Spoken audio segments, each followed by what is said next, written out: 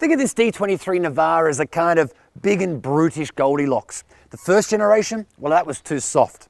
The second generation, not quite right either. But Nissan reckons this third generation, at long last, is just right. So let's check it out.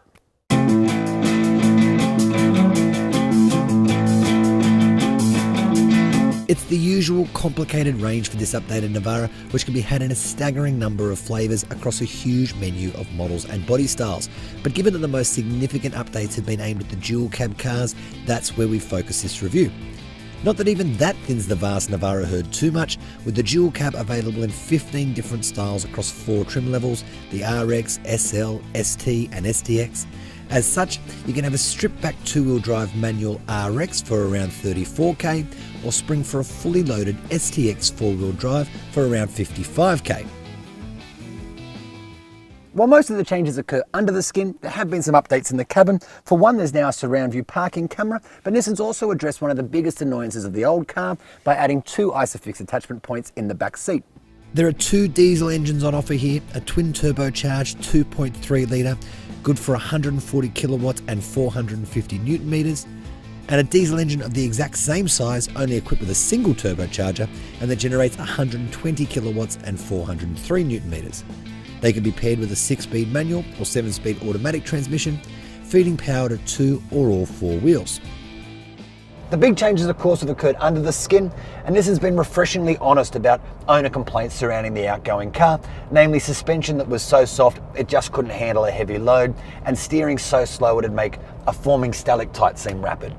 And so that's exactly where they've focused their attention this time around. For one, they've completely reworked the rear suspension with new, stiffer dual-rate springs, which are currently making light work of the 650 kilograms we've got in the back. And that's honestly not something you could say about the outgoing car, in which a heavy load would make it feel overly bouncy and not exactly confidence-inspiring.